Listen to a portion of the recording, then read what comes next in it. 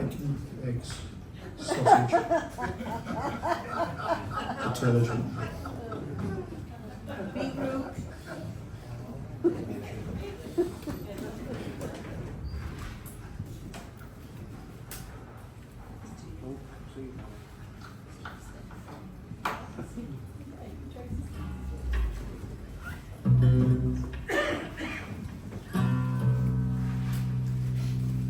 An old traditional London song about cab drivers.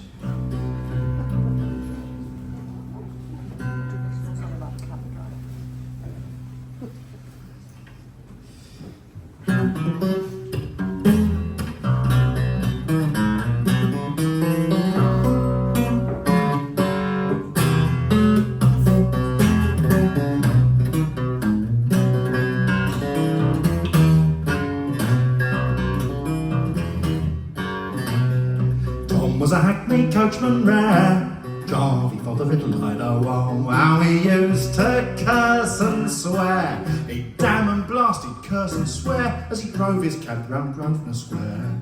Jarvey for the little I know right for the day. Now Tom was a coachman of that sort, Jarvey for the little I know that to his words paid not one thought. His passengers, they all did say that Tom would go to hell one day. Jarvey for the little I know right for the day. One day he was waiting for a fare, Jarvey for the little I know, when a dreadful stranger did appear. He'd cloven hooves and a voice so dread, and eyes that burned in his billy goat's head. Jarvey for the little I know right for the day. Now coachman, tell me what's your fare? Jarvey for the little I know, £5,000 to anywhere. Well, the devil, he paid up with the grin, 'cause he thought he'd taken old Tom in. Jarvey for the little I know right for the day. Right, mate, where do you want to go? Jarvey for the little I know, you must take me down to hell below. Well, I don't give a damn for your sovereigns bright, south of the river, at this time of night. Oh, Jarvey for the little I know right for the day.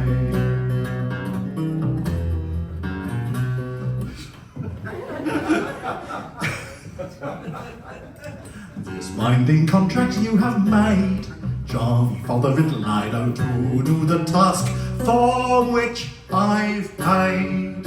So he's clapped his reins on his run pell-mell until he's come to the gates of hell. Jarvey for the little I know right for the day.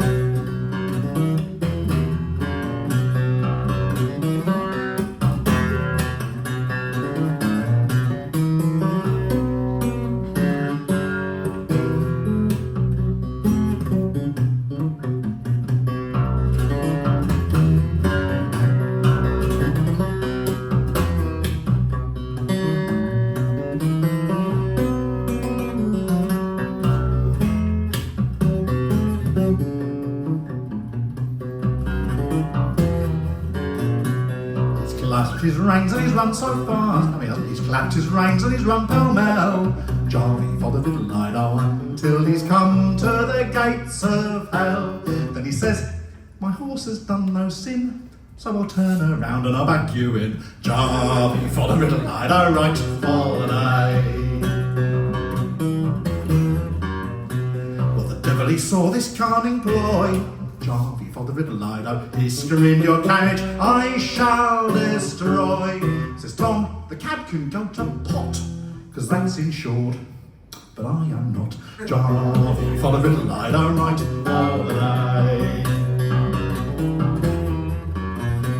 Well, he's clapped his reins and he's run so fast, Jarvey for the riddle I know, until he's come straight home at last. Now to his words he pays more care, and you'll never, ever, ever hear the bugger swear. Jarvey for the little I know right for the day.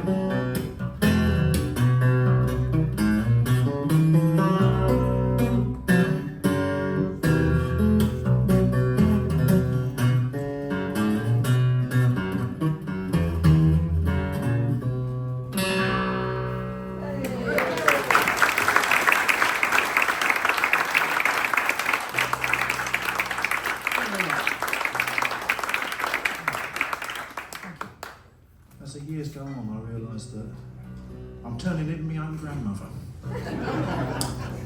And with great age comes great wisdom, they tell me. So far it has eluded me, thus, you know. But she was a very, very old lady, and she became extremely wise. I remember she would sit me on her knee and she would say, "Nancy, even a Scotch egg may look at a beech tree."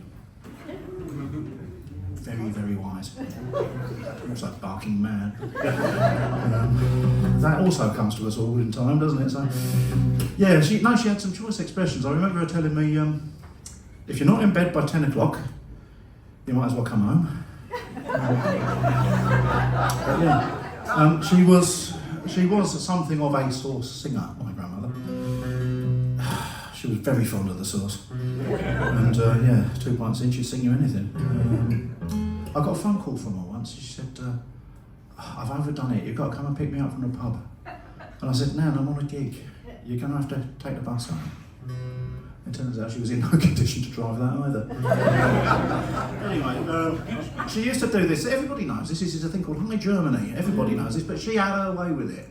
And it gets, I think she just couldn't quite reach the high note. It took her a bit longer, but anyway, this is how she used to do it.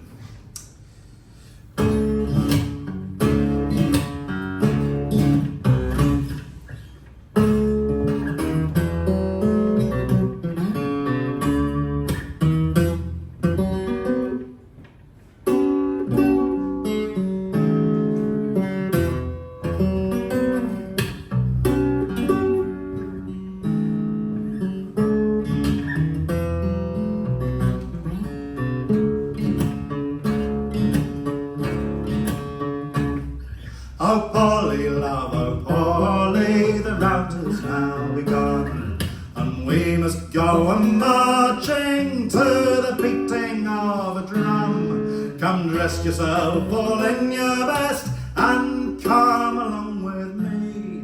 I'll take you to those cruel wars in High Germany. Oh Harry, love, oh Harry, mark well what I do say. My feet they are too tender, and I cannot march away. Besides, my dearest Harry, I am with child by thee, not fitted for those cruel wars in High Germany. I'll buy you a horse, my love, and on it you shall ride, and all of my delight shall be in marching at your side. We'll stop at every ale house, and we'll drink when we are dry. Be true to one another, get married by and by.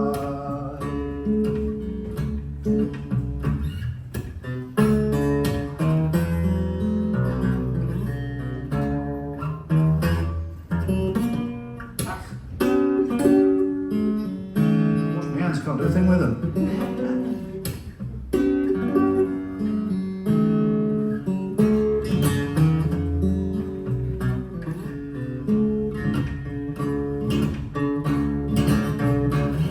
Oh, cursed be those cruel wars that ever they did rise, and out of merry England take many a lad likewise.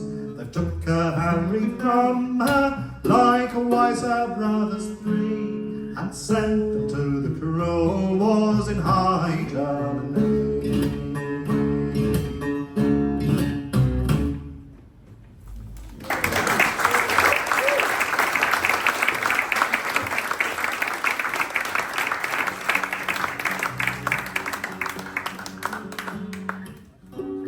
Yeah, the horse in that one. He's an archetypal horse, because he crops up in loads of other songs. If he were an individual horse, they'd have named him. But he's not, he's just horse. So the concept of horse, he goes through a lot of that. This is one about horses, except it isn't. This is a song about the human condition. Or the equine condition, I don't know. Do you know what it's like when you've got a car that is touch and go on the MOT? Will it, won't it, you know? And head gasket's been looking for you for a while, hasn't it, you know? And back in the day, before the motor vehicle, your horse was your way of getting around. But of course we bomb with our cars, aren't we? And yeah, when they get into the end, it can be a very emotional do. So, Pete Coe gave me a version of this song, but I don't do it because this one's better. This is from the singing of Jim Eldon. He got it from Travellers at Appleby Horse Fair.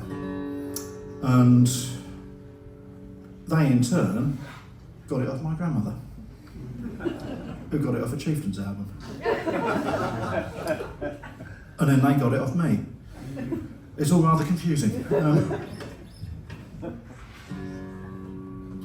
Poor old horse. It has a chorus or a refrain, I'm never sure. A refrain's when they don't want you to join in. I do want you to join in. It's a chorus.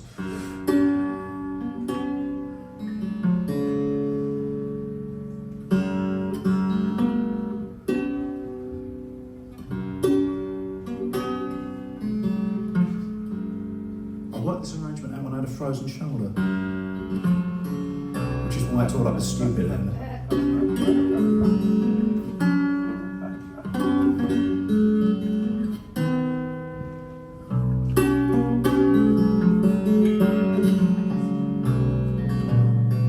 Ow!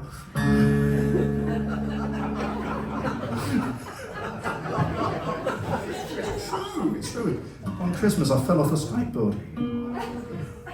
My cousins. He started pointing and laughing.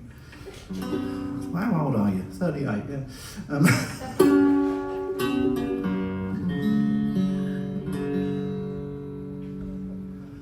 Once he was a good horse, a young horse in his prime, and his master used to ride him, thought him very fine. But he's still my own bonny sweet, who rode for many a mile, over hedges, ditches, brooks and bridges, tall gates and many a stile. Poor old horse, poor old horse, old Chevy, old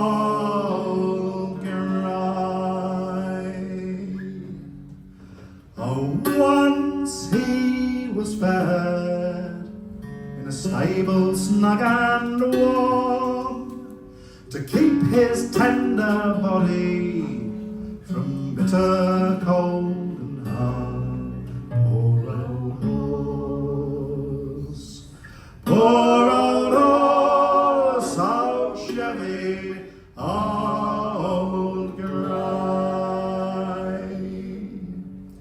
But now in open fields he's forced and for to go, in all sorts of weather, in hail, rain, frost or snow. Poor old horse, poor old horse, old Chevy, old grey. Oh, once he was clothed in the linsey wool so fine, and his eyes how they did sparkle, and his mane how it did shine. Poor old horse, poor old horse, old Chevy, old grey.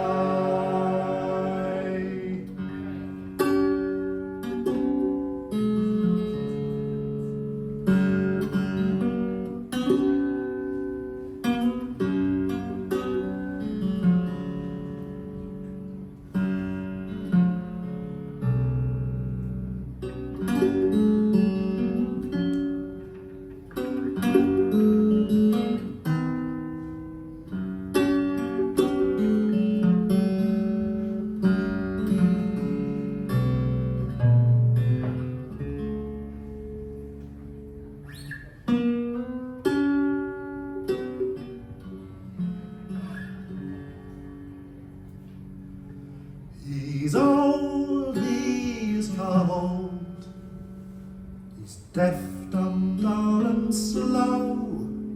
So shoot him, whip him, stick him, to the huntsman he must go.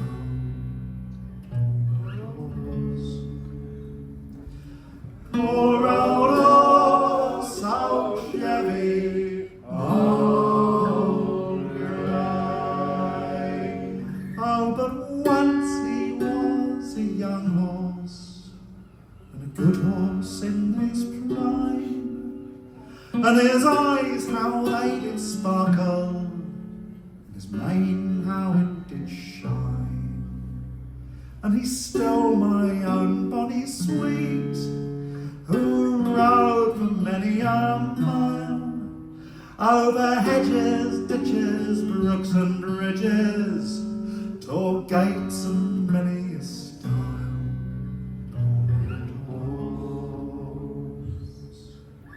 Poor old horse, old Chevy, old grey.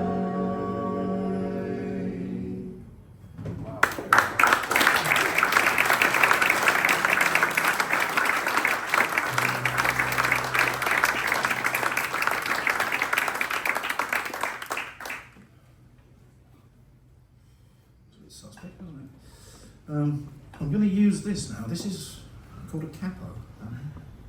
You have to have them so people think you know what you're doing. The humane neck cramp. See, it's so much better, isn't it?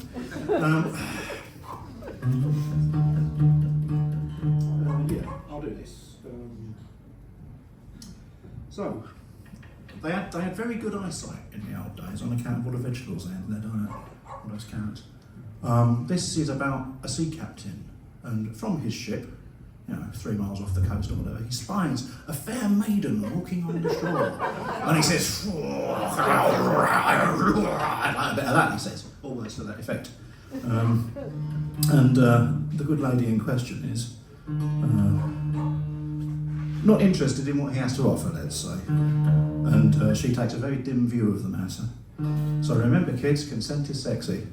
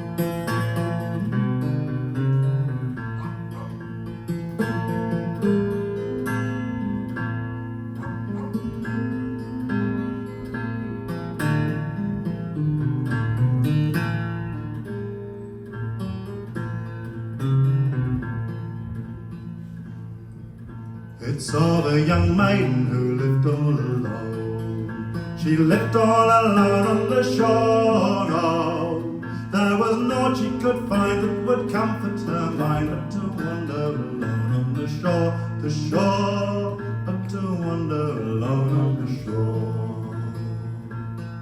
Now it's of a young captain who sails on seas. Let the winds blow high and blow low.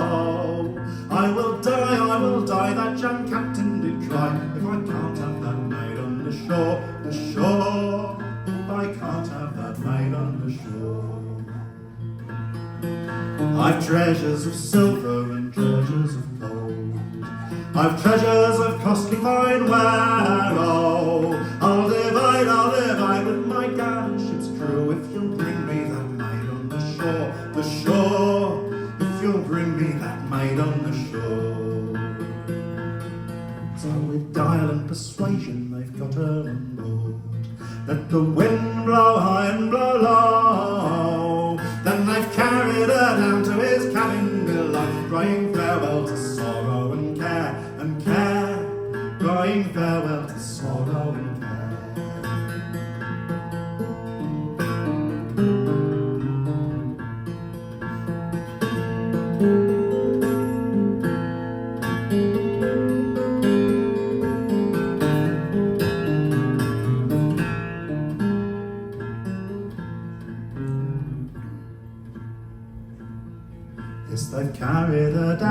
his cabin below. Let the winds blow high and blow low, and it's now, my fair maiden, I shall have my will, and you'll not be a maid on the shore, the shore. No, you'll not be a maid on the shore.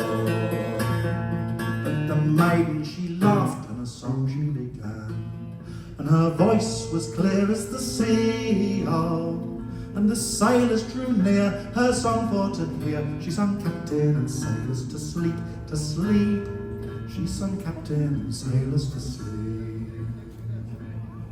Then she's robbed him of silver and robbed him of gold, all his treasures of costly fine ware. Oh, all his treasures so fine, she's flung over the side, and she swum back again to the shore, the shore.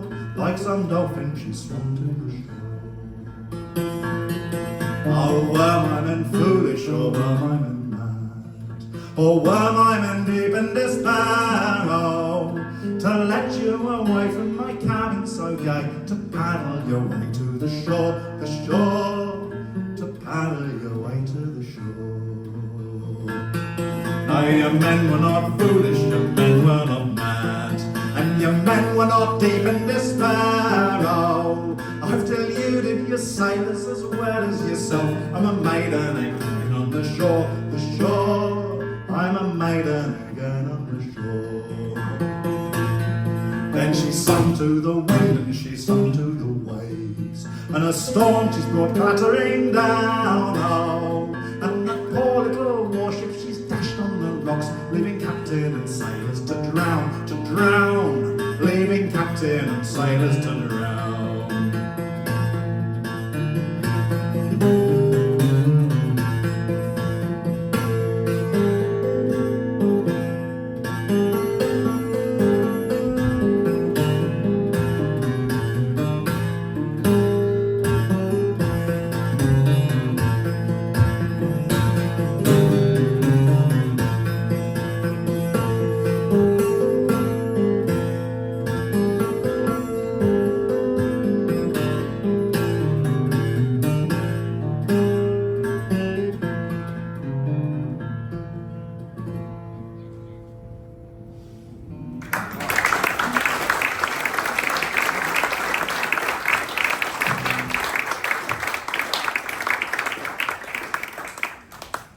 Okay, thank you very much. I'll finish off with this.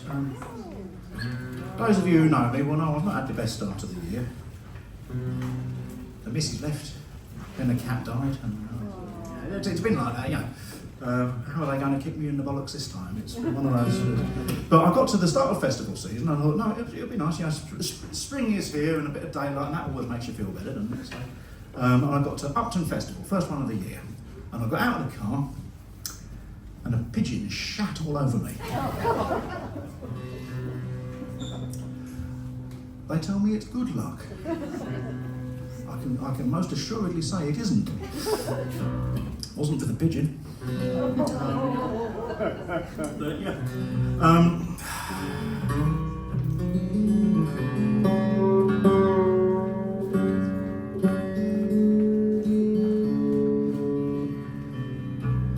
So my grandmother was from East London, as it's probably fairly apparent by now. Proper Cockney, she was born within sound of O'Bell and all that.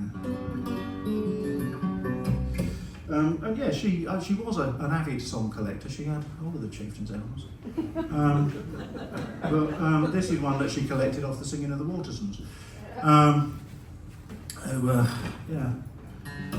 Who probably got it off Jim Eldon at Appleby Horse Fair. You know? It all goes round in the end. It comes out of the same pot. But yeah, so I spent a lot of time in South East London and hanging around in Greenwich. And the relevance will become clear in just a moment. This is a song about Major General James Tiberius Wolfe, who is probably the bravest man that the British military ever produced. He was an extraordinary character. He had a military career of about 11 years, and he was at every battle going. It was like he just signed up for them all, you know. And, oh, I can do that one, can I? Oh, great, you know. Like me in the early days of folk festivals, you know. But yeah, he was an interesting bloke because he was promoted to general very quickly. He died at the age of 32, but he was a major general by this point. But he never liked hanging around with the other officers. He found them kind of snooty and old-fashioned, and he just wanted to hang around with the lads. And he'd carry the same kit as an ordinary soldier, and he'd bed down with the lads at night. And they'd sing campfire songs together, and he'd read them bedtime stories and poetry and this, and they all thought he was wonderful. And his men would follow him into any dangerous situation. They had absolute faith in this bloke, you know. Real charismatic guy. But all of the other generals, of course, said to the king, "You've got to do something about this wolf fellow. He's mad, he's quite mad." And the king apparently said, "Well, if he's that mad, do you think he could bite some of my other generals?" Which dinner parties tended to go quiet. So he died at the absolute moment of victory at the Battle of the Heights of Abraham in 18 The Heights of Abraham, as I'm sure you know, is a tourist attraction in Derbyshire. Overall pleasant experience. No salad with the jacket potatoes or paninis. 4 out of 5 would recommend. TripAdvisor. We all do our research on Google these days, don't we? It's kind of shows. Anyway, so this is a song about him. It's a good jointey, and you'll know it. But where I'm going with this is, if you go to Greenwich to this day, you go to Greenwich Park and you walk up the hill towards the observatory, and just on the left before you get there is a big old statue of General Wolfe, and that too is covered in birdshit. We get there in the end.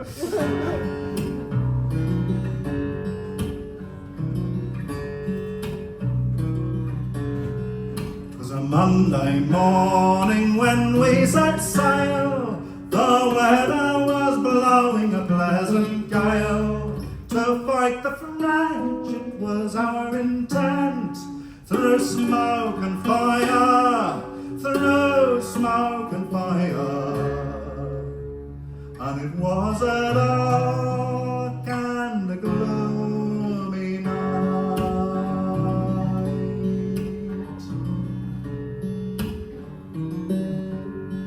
Now the French were stationed on mountains high, while we poor souls in the valley lie.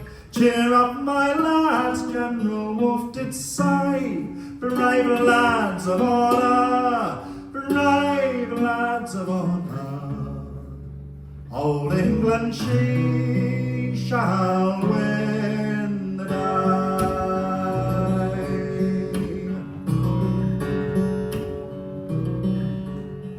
Now the very first broadside we gave to them, we wounded 150 men. We saw them falling like dust in the sun. We saw them falling, we saw them falling. They were falling from our English guns.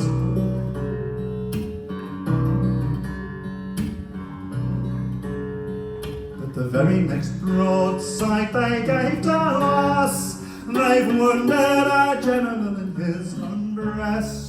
And from his breast precious blood did flow, like any fountain, like any fountain. And all his men were filled with woe.